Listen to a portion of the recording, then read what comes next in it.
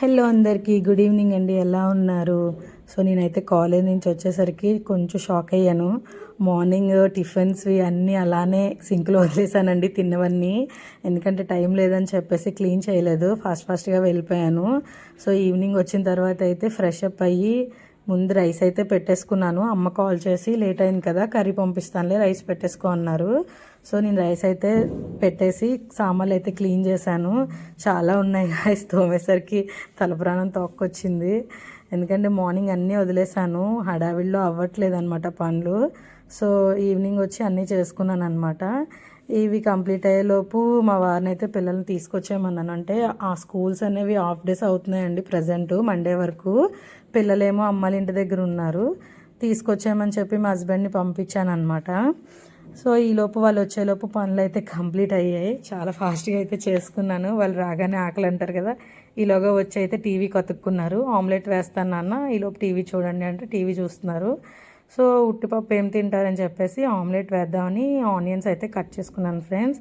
ఇది ఆమ్లెట్ వచ్చేసి మనం చాలామంది ఏం చేస్తారంటే డైరెక్ట్గా ఎగ్లో డైరెక్ట్ ఆనియన్స్ పచ్చిమిర్చి అవి వేస్తారు కదా ఫ్రెండ్స్. నేను అలా కాకుండా మంచిగా అంటే ఇలా ట్రై చేయండి, చాలా బాగుంటుంది, టేస్ట్ అయితే చాలా బాగా వస్తుంది ఫ్రెండ్స్. అండ్ ఫస్ట్ మనం ప్యాన్లో అయితే ఆనియన్స్ అనేవి డీప్ ఫ్రై చేసుకోవాలి. ఎలా అంటే గీలో అయితే ఇంకా టేస్ట్ బాగుంటుంది. సో నా దగ్గర ప్రజెంట్ గీ లేదని చెప్పి ఆయిల్ యూస్ చేశాను. ఆయిల్లో ముందు బాగా ఫ్రై చేసుకొని డైరెక్ట్గా ఆనియన్స్లోనే మనం సాల్ట్, ఉప్పు అన్నీ కూడా మనం వేసుకోవాలన్నమాట. సో పప్పుతో ఆమ్లెట్ కాంబినేషన్ చాలా బాగుంటుంది కదా ఫ్రెండ్స్, మీ అందరికీ తెలుసు. సో నేనైతే పిల్లలు తింటారేమో, అయితే అసలు యాక్చువల్లీ అమ్మాళ్ళ ఇంటి దగ్గర తినేసారు పిల్లలు, డిన్నర్ చేసి వచ్చారు అనమాట. సో మళ్ళీ ఒకవేళ ఆమ్లెట్ తింటారేమో అని చెప్పి నేనైతే 4 eggs తీసుకున్నాను. నేను డైరెక్ట్ ఒక ఆమ్లెట్ కింద వేసేద్దాము, పీసెస్ కట్ చేద్దామని చెప్పేసి 4 eggs తీసుకున్నాను. అండ్ ఆనియన్స్ లైట్గా రెడ్డిష్ వచ్చిన తర్వాత నేను కొత్తిమీర తీసుకున్నాను ఫ్రెండ్స్. అంటే చిల్లీ అనేది పచ్చిమిర్చి పిల్లలు తిన్నారని వేయలేదన్నమాట. సో కొత్తిమీర అయితే వేసుకొని బాగా ఫ్రై చేశాను. దాంట్లోనే నేను డైరెక్ట్గా చెప్పాను కదా, కారం, గరం మసాలా, సాల్ట్ అనేది నేను యాడ్ చేసుకున్నాను అనమాట. సో ఇది ఇలాగా ఫ్రై చేసుకున్న తర్వాత ట్రై చేయండి ఫ్రెండ్స్, ఇలాగా చాలా బాగుంటుంది. కారం అది అన్నీ అయిన తర్వాత బాగా పట్టే వరకు ఉంచండి. అంటే ఒక 2-3 minutes అనేది ఆనియన్స్కి కారం, ఉప్పు అన్నీ మసాలా అది పడితే చాలా బాగుంటుంది. గరం మసాలా ఒకటి యూజ్ చేయండి, అన్నీ వేయొద్దు. సో అది వేసుకున్న తర్వాత మనం దాన్ని డైరెక్ట్గా బౌల్లో ఎగ్స్ దాంట్లో వేసేసుకొని కొంచెం స్పూన్తో మనం మెల్ట్ చేసుకుంటే చాలా బాగా మొత్తం అంతా కలుస్తుందండి. అండ్ మన వేసుకున్న కారం, మసాలా, ఉప్పు అంతా కూడా. మీరు అందులో వేసిన ఉప్పు సరిపోతే ఎక్స్ట్రా మళ్ళీ మీరు వేసుకోవచ్చు అనమాట. అండ్ ఇదైతే పప్పు అన్నంతో, వేడివేడి పప్పు అన్నంతో అయితే కాంబినేషన్ చాలా బాగుంటుంది ఫ్రెండ్స్, ట్రై చేయండి. నాకైతే సాల్ట్ ఎందుకో సరిపోలేదు అనిపించింది, ఇంకొంచెం సాల్ట్ అయితే నేను యాడ్ చేసుకున్నాను అనమాట. సో అలా యాడ్ చేసుకొని ఎగ్ అయితే ఫుల్గా మెల్ట్ చేశాను ఒక 2 minutes. చాలా చాలా బాగా మిక్స్ అయింది అదంతా కూడా.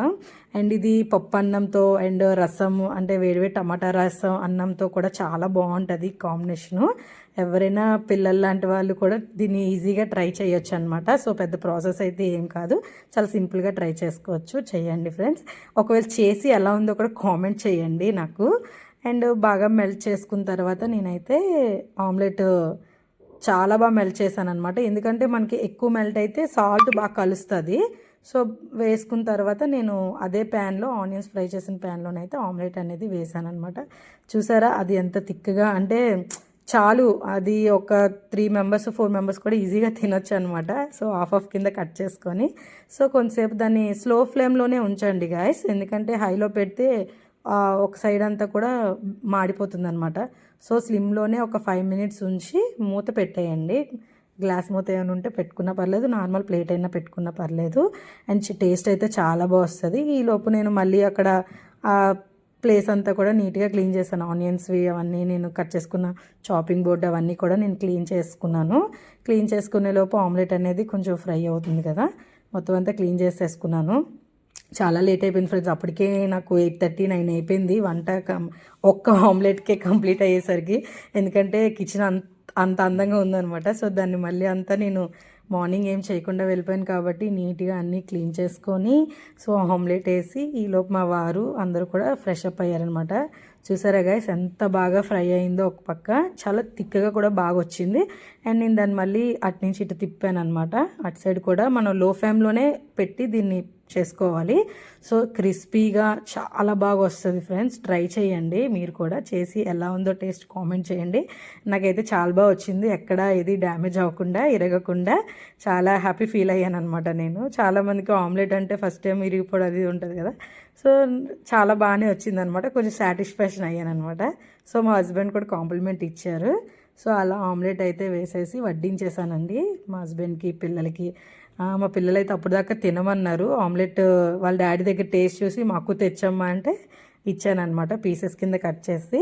మా హస్బెండ్కి, మా మరిదికి, మా పిల్లలిద్దరికి ఫుడ్ అయితే పెట్టేసి హ్యాపీగా తిన్నారు. బాగుందని కాంప్లిమెంట్ ఇచ్చారు. ఇంకా చాలా బాగా వచ్చింది. పప్పుతో కాంబినేషన్ ఆమ్లెట్ చాలా బాగుంటుంది కదా ఫ్రెండ్స్, ట్రై చేయండి. అండ్ అలా పడుకుని మార్నింగ్ అయితే యాజ్ యూజువల్గా డ్యూటీకి అయితే స్టార్ట్ అయిపోయాం. Bye bye guys, good night.